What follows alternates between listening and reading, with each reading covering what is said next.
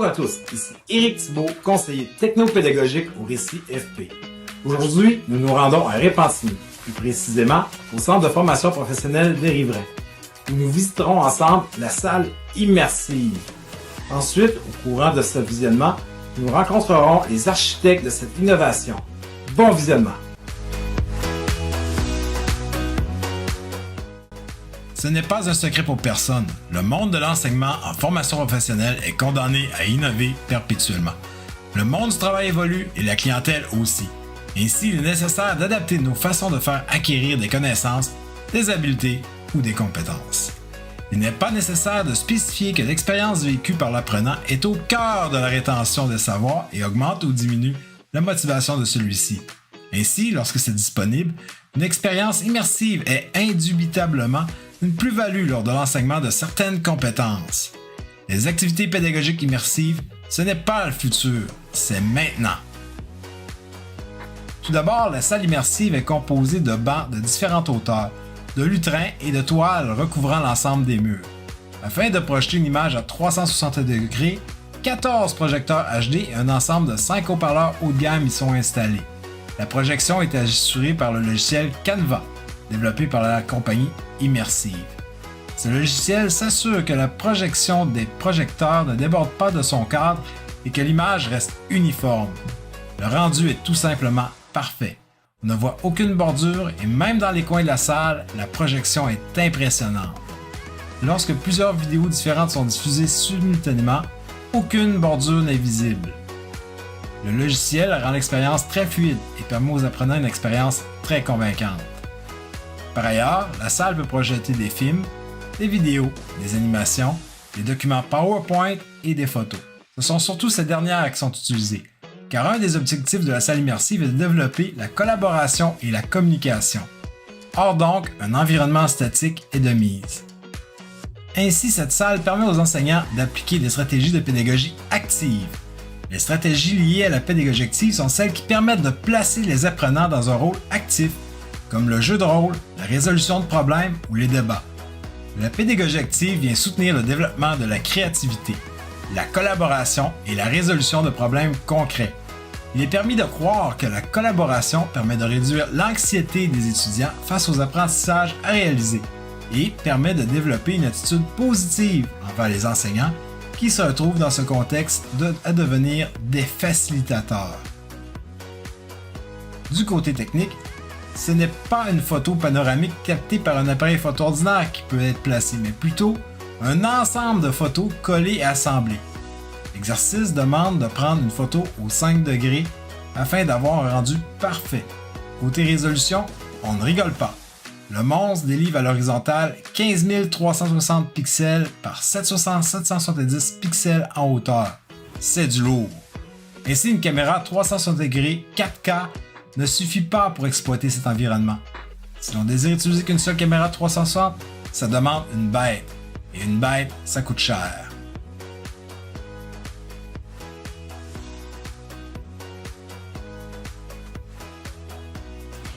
En fait, le CFP des Riverains est reconnu, je crois, comme un leader au niveau pédagogique. Et il y a de cela 3 ans à peu près, je trouvais qu'on prenait un petit peu de recul et que nos élèves avaient besoin de nouveaux challenges, de nouvelles façons d'enseigner.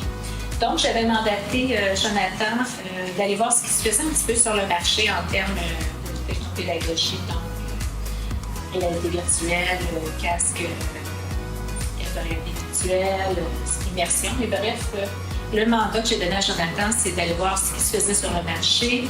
Je voulais avoir un effet pouvoir, parce qu'on voulait avoir aussi un impact sur la rétention et l'attraction de nos élèves, mais je voulais aussi et surtout un environnement pédagogique, donc qui pouvait servir aux élèves, aux enseignants, mais vraiment au niveau pédagogique.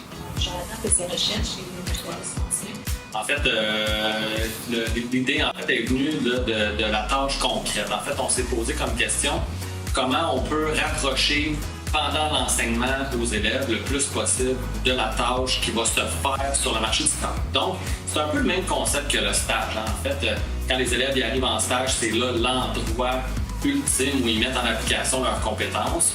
Puis c'est là qu'ils les concrétisent finalement. On s'est dit, est-ce qu'il y a une façon de prendre l'environnement de travail réel, puis de l'amener chez nous pour éviter des ressources, éviter du transport, éviter, un exemple avec la carte de dessin de bâtiment.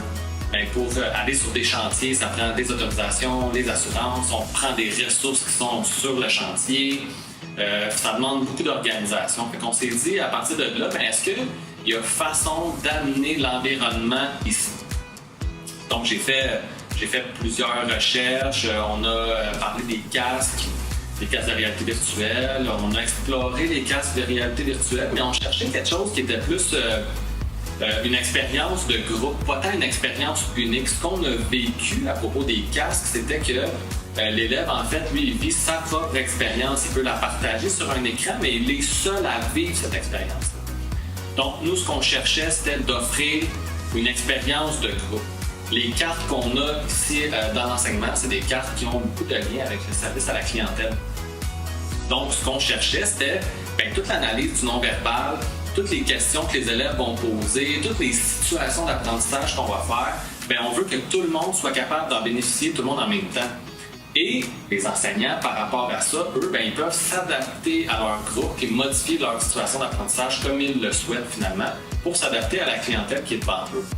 Donc, c'est pas des scénarios qui sont déjà tous préfaits. On peut improviser autour de ça, un peu comme on fait dans une classe réelle. Donc, l'idée là, de construire une salle immersive, là, ça vient vraiment de ça. Rapprocher l'élève de sa tâche la plus concrète possible pendant l'apprentissage, garder le plus possible l'enseignant au cœur et l'intention pédagogique qu'il veut, puis être capable que lui soit en mesure de s'adapter à sa clientèle pendant son enseignement. On a un midi, on l'appelle relaxation médizaine, voilà, où certains élèves, ou les élèves qui le souhaitent, peuvent venir dans la salle, avoir un environnement tranquille, calme, que ce soit avant une évaluation, un examen, une période de stress. Donc, c'est ouvert le midi, c'est chapeauté par notre psychoéducatrice et nos TES également. Donc, ça leur donne un endroit où ils peuvent relaxer, décompresser, et l'environnement qui est projeté, c'est un environnement qui est zen aussi. Puis c'est pas quelque chose qu'on avait pensé, ça. On était vraiment dans l'enseignement, là, les intentions pédagogiques. On était beaucoup là-dedans, puis c'est notre psychoéducatrice qui est arrivée avec une espèce d'idée comme ça. Puis elle dit, écoute, on a beaucoup d'élèves anxieux, là, puis on aimerait ça être capable de leur faire profiter puis les faire relaxer là, avant des périodes stressantes. Qu'est-ce que tu en penses? Je pense qu'on... certainement. Je veux dire, c'est évident. Ça a un super bel impact sur nos élèves. Puis en même temps, ça permet aux psychoéducateurs et aux TS de développer des liens avec les élèves qui sont plus anxieux. En fait, il y a plusieurs types d'activités. Il n'y a pas vraiment de limite à ce qu'on peut faire. On a des gens qui ont développé des escape rooms. Donc, ils ont fait des espèces de scénarios là, pour des espèces de rallyes. Donc, il y a des gens qui ont mis des paravents, là, qui ont fait des scénarios là, où là, ici, ils sont dans un environnement A, l'autre mur, c'est un environnement B, l'autre mur, c'est un environnement C, puis là, il faut qu'ils fassent le parcours. Il y a des rallyes, il y a des présentations en mode classique. Donc, une espèce de présentation PowerPoint, mais sur 360 degrés. Il y a des visites de chantier, des scénarios d'apprentissage en vente conseil. On a tourné dans un concessionnaire automobile. Donc, l'enseignant et les élèves font des scénarios d'apprentissage et des mises en situation concrètes.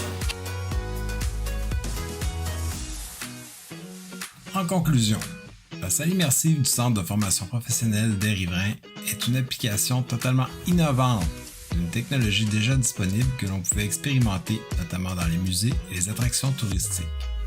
L'équipe Centre a su penser en dehors du cadre afin d'adapter cette technologie au milieu scolaire. Le résultat est incroyable. De plus, il est indéniable que la salle immersive contribue au succès des élèves et aussi au bien-être de ceux-ci. Si de votre côté vous avez des innovations pédagogiques à partager, au Récit FP, nous aimerions beaucoup vous entendre et vous aider à les diffuser. Merci de votre écoute. Au revoir.